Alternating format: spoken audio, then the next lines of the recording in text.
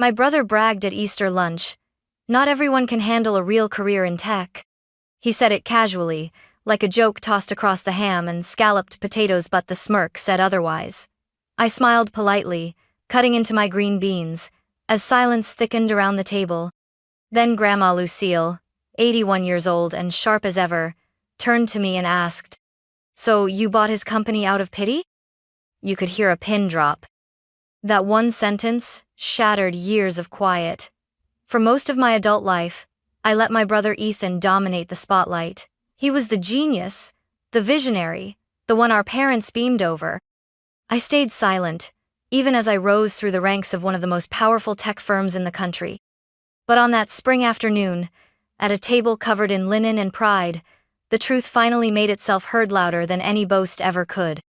Growing up, there was never any doubt who the star of the Brooks family was. Ethan built his first website when he was 11. At 12, he fixed our neighbor's router and got paid in pizza and praise. By high school, he was presenting code at regional competitions, while I was still trying to convince Mom that debate team counted as productive. Everyone called him brilliant. My parents said it with pride, teachers said it with awe, even strangers at church would pat his shoulder and whisper, "That one's going far." And me? I was the supportive little sister, quiet, dependable, decent at writing. It wasn't that I wasn't ambitious. I just didn't shine in a way that grabbed immediate attention. I loved system show things work together.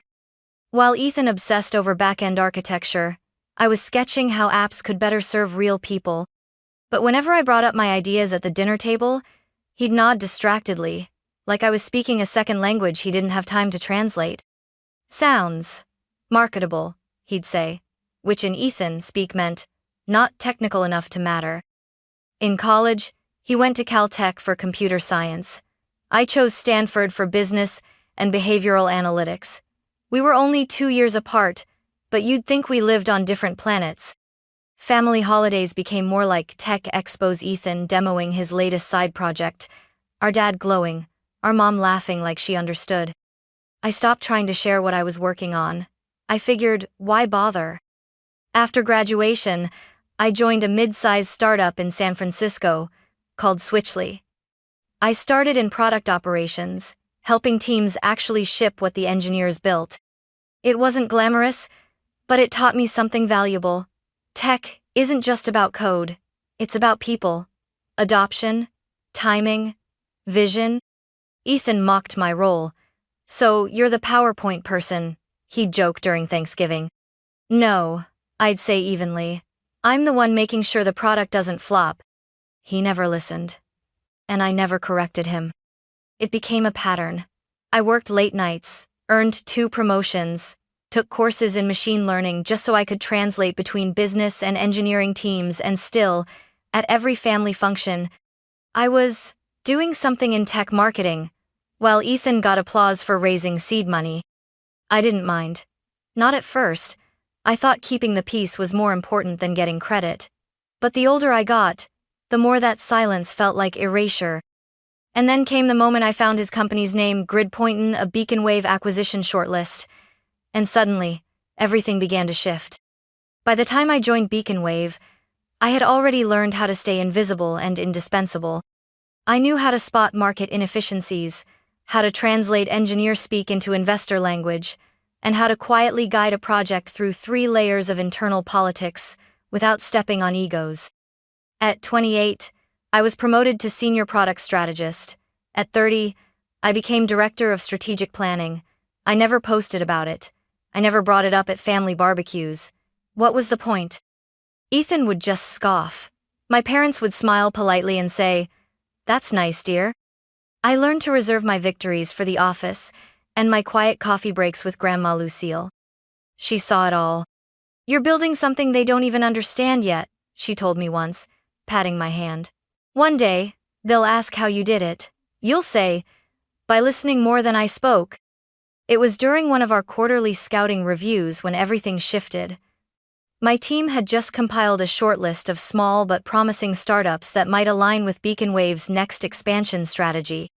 I was skimming through the preliminary report while eating a cold bagel when the name at the top of the page stopped me mid-chew.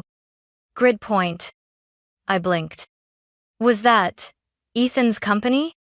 I opened the file, expecting it to be a mistake, but there it was. Founder, Ethan Brooks. CTO, himself. Focus, AI-powered energy optimization systems for corporate facilities. I remembered when he'd first pitched the idea at a 4th of July picnic 2 years ago, boasting about disrupting inefficient grid models, while balancing a hot dog in one hand and a beer in the other. At the time, I'd smiled and nodded.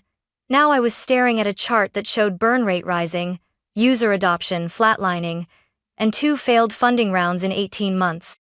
The tech had merit, but the execution? A disaster. I felt an unexpected knot in my stomach. This wasn't just some random startup. This was Ethan's dream imploding. I closed the folder and leaned back. For a brief moment, I considered tossing the file to another team lead, citing conflict of interest. It would have been the clean thing to do. But then again, maybe it was better I stayed involved. Carefully, transparently. I flagged the conflict with my VP that same afternoon and was moved into an advisory-only role on the evaluation. I wouldn't negotiate. I wouldn't be in final meetings. But I could help assess fit, review models, ask questions no one else would know to ask. The irony wasn't lost on me. For years, Ethan had dismissed my work as fluff. Now his company's survival might depend on my analysis. Still, I didn't feel vindictive. I just felt sad. All those years of treating me like I didn't belong, and now, without ever knowing it, he'd walked into my domain. Over the next few weeks, I watched from the sidelines as our a team dug deeper into GridPoint. They confirmed what I already suspected. Strong tech foundation, shaky everything else. Their burn rate was outpacing their revenue 5-to-1. Their customer onboarding process was confusing, and Ethan unsurprisingly had no COO, no marketing lead, and no real plan to scale. What he had was code, clever code, elegant in parts. He'd built a robust model for predictive energy management, and even I had to admire this technical vision was impressive. But vision doesn't pay salaries or win investors. BeaconWave didn't want his leadership. We wanted his algorithms. I gave my input where I could, helped reframe the product roadmap into something digestible, offered insights on how the tech might integrate into our core platform, all while carefully documenting every word, every suggestion, to avoid even a whiff of impropriety. Outside of work, things were oddly normal. We had a family dinner for Mom's birthday. Ethan talked about how the market was shifting and how he was considering some strategic options. I stirred my soup and kept quiet. Grandma gave me a look across the table, as if to say, "How long are you going to let him perform this fiction?" I shrugged slightly. Because honestly, I wasn't sure. It wasn't about revenge. I didn't want to embarrass him, but I couldn't deny the small ache building inside me. Ethan was out here spinning his story, painting himself as the lone tech visionary, while quietly being propped up by a company he openly mocked and by a sister he never bothered to ask about. The rest of my family, of course, had no clue. "Ethan's doing so well," Dad said one night on the phone. "You know, maybe he can help you one day, Maddie. I'm sure he'd love to mentor you in the tech space." I bit my tongue so hard I tasted blood. He still thought I was doing digital ads or something. Every time Ethan opened his mouth at family gatherings, it was like the universe rearranged itself around his voice. He used words like seed stage and Series A, like weapons terms that sounded intimidating enough to shut down any further questions. And every time, I smiled, nodded, passed the bread. Until Easter lunch.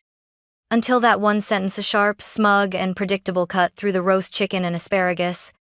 Not everyone can handle a real career in tech. And Grandma Lucille, your family's unofficial lie detector, paused mid-bite, turned to me, and asked, "So you bought his company out of pity?" Time froze. I didn't answer right away. Because what do you say when the truth is finally louder than the story everyone's been clinging to for years? Silence. That's what hit first. Not anger, not disbelief. Just the hollow, stunned quiet that fills a room when no one knows which reality to believe anymore. I didn't look at Ethan right away. I looked at my plate. The roast carrots had gone cold. My hands were suddenly sweating, but my voice when I finally used it came out steady. I didn't buy his company, I said softly. My company did. I led the analysis team that recommended the acquisition. Across the table, Dad blinked as if I'd just switched languages. Ethan's fork stopped halfway to his mouth.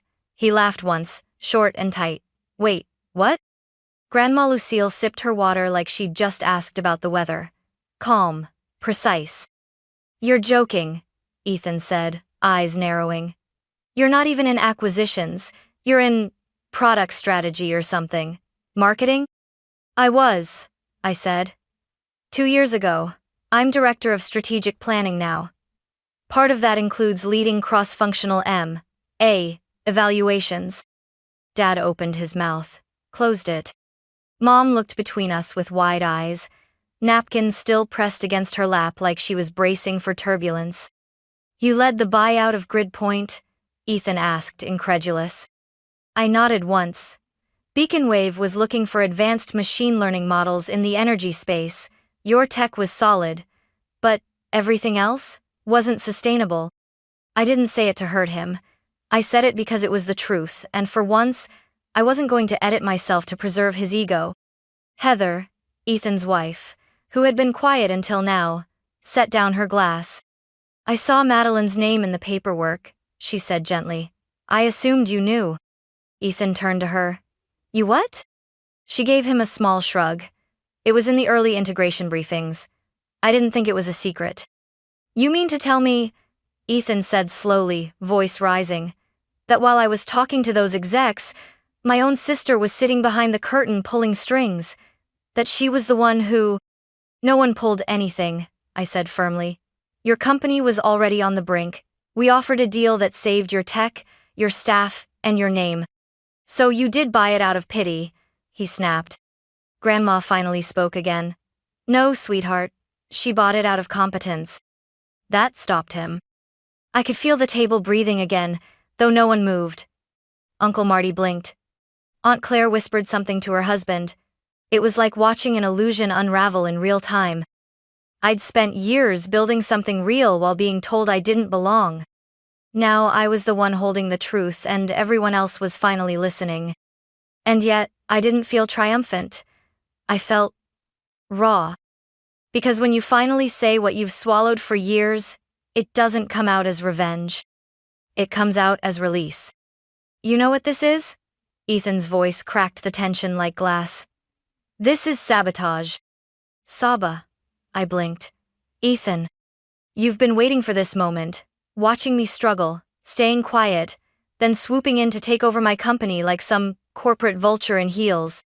I couldn't help it, I actually laughed. Not loudly. Just one short, exhausted exhale. That's what you think I did? That this was personal? He stood up so fast his chair screeched against the hardwood. You never respected what I built. You never understood it. You've been bitter since we were kids, and now that I had something real, something mine, you made sure it ended up under your name. I pushed my chair back, slowly, and stood too. Not to confront him, but to steady myself. You want the truth, Ethan? I said, voice trembling but firm. You're right about one thing, I never felt seen. Not by you. Not by Mom or Dad. But what I did with Beacon Wave, that wasn't revenge. That was work. That was leadership. That was strategy. Don't talk to me about strategy, he snapped. You work in slides and buzzwords. I build things. No, I said, sharper now. You write code. You invent. You create beautiful, broken systems. But you never listen. You never plan beyond launch. You've burned through 2 funding rounds and barely onboarded 10 clients. You know why Beacon Wave bought Gridpoint? Because we wanted your ideas to survive even if your ego couldn't. That silenced him for a beat. His jaw clenched. Across the table, Grandma Lucille murmured to Mom, "Leave them. Let it happen." Heather stood halfway, unsure whether to intervene. Dad looked like he wanted to crawl under the table. And by the way, I added, I didn't take your company. The board approved it. The legal team vetted it. Your investors begged us for a deal before the lights went out. You're lucky we offered terms at all. That's enough, Ethan exploded. You think this makes you better than me? No, I said simply. It makes me someone who sees the whole board, not just the piece in my hand. He stared at me, shaking with something between fury and humiliation. For once, he had no words, and that scared him more than anything. Grandma spoke again, clear as a bell. Ethan, sweetheart, you've spent your whole life insisting you were the only one with a real career in tech. But today, you found out the floor you've been standing on? Your sister helped build it. Silence again. Then Ethan turned and walked out through the kitchen, down the hallway, and out the front door. It slammed shut like a period. No one breathed for a full 10 seconds. Heather finally sat down. He'll need time, she said quietly. I know, I replied. My hands were trembling now, the adrenaline kicking in after the storm had passed.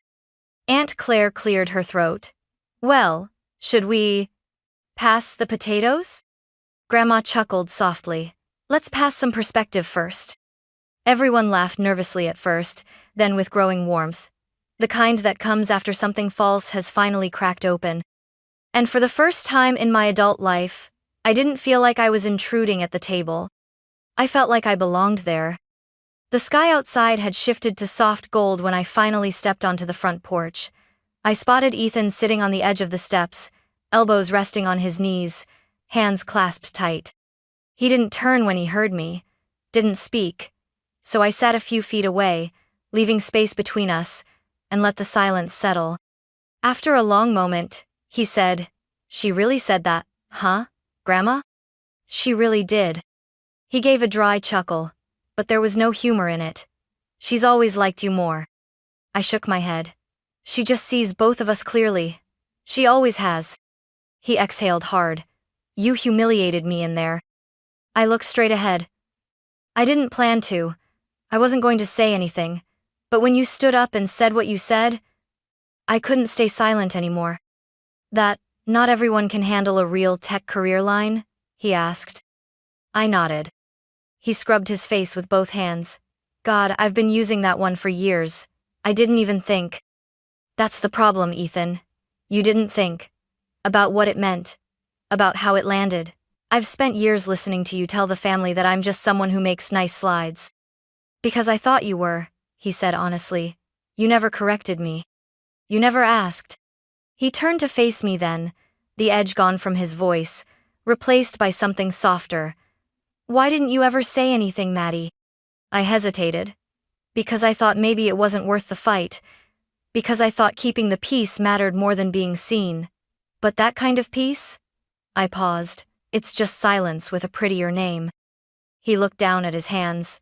So, how bad was Gridpoint? Your tech was brilliant, I said gently. But the business was bleeding. Your churn rate was unsustainable. You had no real marketing, no onboarding team, no financial strategy. You were 3 months from layoffs. He didn't speak for a while. When he did, his voice was barely audible. I knew we were in trouble. I kept thinking one more round of funding. One more breakthrough. I know, I said. That's what founders do. But sometimes the most visionary thing you can do is ask for help, or let someone else help. He stared into the distance. You really led the team that pushed the acquisition? I nodded. I recused myself from the final negotiation, but yes, I'm the one who flagged your company in the first place. He was quiet again. Then, so, you saved me. I met his eyes. I saved your work, your team, your technology. I didn't do it to rescue your pride, Ethan. I did it because I believed your idea deserved a second chance, even if the execution needed help. He gave a small, rueful laugh. And now I work for you. You work with us, I corrected. You'll be reporting to Marcus in technical integration. He's brilliant and patient. You'll learn a lot. He tilted his head. And you? I'm still overseeing strategic planning, I smiled. But I'll be around. He was quiet again, then reached into his jacket and pulled out a Stress Bala promotional one with the Gridpoint logo. He turned it over in his palm like it held something heavier. "I don't know how to do this," he admitted. "Being second, or being wrong." "You're not second, Ethan," I said softly. "You're just not alone anymore." He looked over at me, the fight drained from his face. "I've been a jerk," I smirked. "An arrogant, condescending, brilliant jerk." He actually laughed this time, full and honest. "Fair." I stood up and offered my hand. He looked at it for a moment, then took it. We stood in silence for a beat, watching the light spill across the street. "Ready to go back in?" I asked. He nodded. "Yeah, I think I am." And together, for the first time in a long time, we walked back into the house not as competitors, but as something new. When we walked back into the dining room, the atmosphere shifted instantly. Conversations that had been forcibly cheerful dropped into awkward silence. Forks paused mid-air. Grandma Lucille raised one eyebrow but said nothing. She didn't need to. Ethan slid back into his seat beside Heather. I returned to mine, between Grandma and Michael, my longtime partner, who greeted me with a reassuring squeeze of the hand. Uncle Marty cleared his throat. "Everything okay?" Ethan looked up. "We're working on it." It wasn't an apology. Not yet. But it wasn't denial either. For Ethan, that was growth. Dinner resumed in fits and starts. Talk turned to neutral topics: spring allergies, baseball, someone's trip to Yosemite. But under it all was a quiet tension, like everyone was still waiting for the air to clear. I thought maybe that was all we'd get, that we'd brush the confrontation under the rug like families so often do. But then, as my mother passed the rolls to Aunt Claire, she glanced down the table at me. "Madeline," she said softly, "why didn't you ever tell us how far you'd come in your career?" All eyes turned. I hesitated. Because I got used to thinking no one wanted to know. Dad looked up, face clouded with guilt. "That's not true." "Maybe not intentionally," I said. "But Ethan's accomplishments always took up so much space. There just wasn't room for mine." Ethan flinched, but didn't interrupt. Grandma Lucille placed a hand over mine. "That ends now." Michael nodded beside me. "Madeline leads one of the most respected strategic divisions in the industry. Her team doesn't just follow trends, they set them." Aunt Claire blinked. "Is that true?" "It is," Grandma answered before I could. "You all thought Ethan was our only tech prodigy. Turns out, our Madeline was building something bigger, quieter, and arguably more lasting." Heather smiled gently. "I looked her up after I saw her name in the paperwork. Her portfolio is impressive, doesn't even cover it." Even Dad looked stunned. "I had no idea. Sweetheart, I'm sorry, we should have asked." I nodded, not out of bitterness, but quiet acceptance. We all got used to the story where Ethan was the visionary and I was the tag-along. I stopped correcting it. "Well," Grandma said, raising her water glass like a toast, "here's to rewrites." Everyone chuckled softly, relief replacing the tension. Something old had been broken open, and something new was taking root. Later, as dessert was Serval lemon meringue pie, Ethan's favorite, he cleared his throat. "I owe you all something," he said. "Especially you, Maddie." I looked up. "I didn't just ignore your career, I minimized it. Because, if I admitted how successful you'd become, I'd have to admit that I wasn't the only one who mattered." The room fell still. "You deserve every bit of recognition," he added. "Not because you're my sister, but because you earned it." I blinked hard. It wasn't perfect, but it was real. And this time, it was enough. 3 months later, I sat across from Ethan in the Beacon Wave cafeteria usual Tuesday lunch. He was hunched over a tablet, excitedly sketching out a new architecture proposal for Gridpoint's core algorithm, now rebranded under Beacon Wave's platform. "I think if we refactor the prediction loop here," he said, pointing with a plastic fork, "we could reduce processing time by another 18%. I smiled. "Which will make enterprise clients very, very happy." He grinned. "Especially that energy conglomerate we just signed." "Which your work helped close," I added. It still surprised me how natural this collaboration had become. At first, working under the same roof had been awkward. He was defensive. I was cautious. But slowly, the walls came down. Ethan had learned to accept feedback without turning it into a battle. I had learned to speak with confidence, even in rooms that once made me shrink. Our parents had come to visit the office last month. Mom brought cookies for the team. Dad wandered around asking what a tech stack was, but he beamed with pride when he saw both our names on the leadership wall. At dinner that night, for the first time ever, they asked me about my job before they asked Ethan. It wasn't just a shift, it was a reset. Even Grandma Lucille noticed.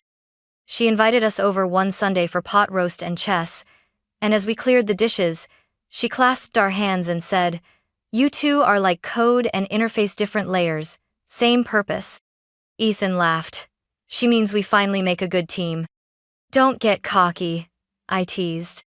He leaned back in his chair, quiet for a moment. Then, "You know, I used to think leadership meant being the smartest guy in the room. It helps." I smirked. "But now," he said, "I think it means listening to the people who see what you can't. That's what you've always done. You saw the gaps, and instead of calling them flaws, you built bridges." I looked at him. "We're still building." He nodded. "But this time, we're not building alone." Later that week, we presented our first joint roadmap at the company town hall. I handled the strategy. He handled the tech. For the first time in front of hundreds, we stood as equals, not siblings in competition, but collaborators in something real. Afterward, Ethan turned to me backstage and said, "You know, for someone in just marketing, you're kind of brilliant." I raised an eyebrow. "You're only just catching on?" He grinned. Better late than never. As we stepped back into the crowd, I realized something. The greatest thing I'd ever built wasn't a product or a portfolio. It was this new version of us, born not from rivalry, but from truth. And the courage to finally let it be seen.